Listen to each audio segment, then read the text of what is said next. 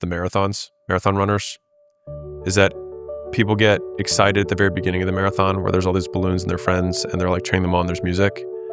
And then at the end of the marathon is where everyone cheers you on at the end. But the marathon is won in the 26.1 miles between those 2/10 of a mile. And it is the boring, unending, relentless, mundane middle. And I think the game is mastering the middle. It's just unending, unyielding, and everyone can get motivated for a moment. It's just like people feel motivated, but like motivation is incredibly ephemeral, right? It vanishes. And that's why creating the conditions that make failure less likely is so important, because if we can make successful actions the most likely actions, success becomes the most likely outcome. And I think that is the piece that people miss, because they actually stack their deck against themselves by never arranging the conditions to make successful actions the most likely action. So it's like I have to use perfect willpower to go out with my friends and not drink. I have to, and because of that, I'm going to stay out late. But I'm going to get home and immediately fall asleep. And if I fall asleep perfectly, I'll get up by the time that I have this interview or by the time I need to give this presentation. And they need everything to go perfect in order to have one win, when it is much more, let's use anti-fragile, to set up the conditions so that everything can go wrong and you can still win. So when we did the launch for the Money Models launch, one of the frames that we had is we wanted it to be inevitable. And so in order for it to be inevitable, we wanted to have 3 or 4 different ways that we could break the record. Was that like, if we only do this, we break the record. If we only do this, we break the record. If only this happens, we break the record. If only do this, we break the record. And we figured that if each of these had 80 or 90% likelihood of happening, that the likelihood that we'd break the record would be very high. And at the end of the day, we still didn't know. But I think stacking probabilities and in thinking about, I'm gonna bridge this for a second, but I think the number of ways that people attack the problems in front of them is not nearly enough in terms of volume, and not with nearly enough the intensity. Like they are not going at it with full measure. Like if you knew that your family was going to die, or the thing that you care about most was going to disappear, how differently would you attack this problem? And how many different ways would you attack the problem? If you said, man, I don't have a job right now. It's like, okay, well, what have you actually done? Right? And it's like, well, I applied to 3 places. It's like, okay, cool. Well, how long did that take you? It took me 45 minutes. Okay, how many hours are there in a week? How many hours are there in a month? What are you doing that's not that is increasingly likely that you get it? Basically nothing. And so there's nothing that stops you from applying to 100 or 1,000 jobs in a month. And the likelihood if you apply to 1,000 jobs and you have the requisite requirements that you don't get one is very low. And so it's just like, why are you not doing that? And I don't know the answer to that, because I've just been a relatively violent person by nature. But I think once you have a very clear path to getting what you want, it's like, okay, how do I remove everything that prevents me from getting it? Not in a self-aggrandizing way. I am flawed too, but I'm just saying, it helps. It is true that more dreams are destroyed by distraction than incompetence. And that's in the micro, but in the macro as well. 1,000,000,000%.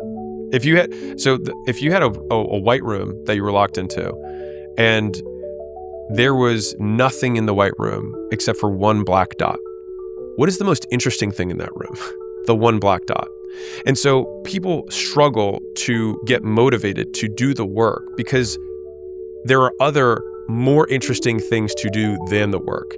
And so you're not going to willpower your way through making work more interesting, but you can absolutely put yourself in a situation where work becomes the most interesting thing. And that is how you do a shitload of work. We talked a lot about risk. I said, over the last sort of 12 months, looking at what you've talked about, uncertainty, managing risk, but respect is something else you've been thinking about a good bit. What have you, another R word, the other R word, what have you been thinking about to do with respect? Well, There's one that you I'm brought so from excited you asked. So I've been trying to think about the operation of respect, because I thought, okay, what is something that I've wanted my whole life, right? I think many men want respect. Some people say status, but I'll define respect as this. So respect is letting someone else's word change what you do, even when they cannot make you. So if I respect someone, what they say changes what I do, even though they cannot force me to do it. And so there's two sides to respect. There's the earning of respect and there's the giving of respect. And so I was trying to encapsulate this into an acronym that I could remember, because I know I'm going to talk about this a lot, especially with our leaders at the company, because leaders want respect. That makes sense. But how do you gain respect and then also not pass the line of being a tyrant, right? And so the acronym that I have is POWERS, which is the behaviors that earn respect. Is number one is that you pay the cost, which is that you sacrifice for the group where they can see it. So if I remember the first time, so when I was a pledge back in my fraternity days, it's a group where everyone's even, right? No one's special. And there was a particular senior who was known for being a bad hazer, and he called the goats, and so the goats had to go to the house, and you had to go in pairs, right? And so he called one guy, and the guy was like, It's goats. It's just a derogatory term for a pledge. Okay. Yeah. Right. Yeah. Worms, goats, whatever. Well, goats because they're gophers and they go do shit for you. Anyways, and so he just looked at the group of 18 other guys and it's like, who wants to come with me? Because we knew he was going to get hazed. So somebody just has to basically sacrifice themselves. And so I remember I was like, I'll go with you, dude. And it's a tiny act where that sacrifice gains respect from the whole group because that micro benefits everybody else for not having to go through it. And so when you are in a new organization, this is the operation for respect. You sacrifice yourself in a way that benefits the whole, in a way that is visible. You don't have to do it visibly because then it looks cringe, but like they will see it eventually. Turning up early. Yeah. Number two is outcomes, which is that things get better when you are involved for everyone. And so functionally it's competence, which I would define as outcomes improve with your involvement that are traceable to you repeatedly. So it's the opposite of luck or free riding, right? Three is your word, right? The W, which is what you say will happen, happens, and what you say you'll do, you do. E is enforce, and this is the sticky one I'll get to more in a second, but it's you don't let people cross you consistently. The R is restraint, which is that you hold back when you could punish more and you give more credit than you need to.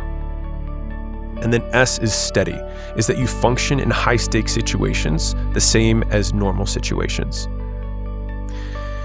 And so what ends up happening is that enforcement is basically your compliance floor, which is that if I enforce rules of like, this is how I want to be treated, then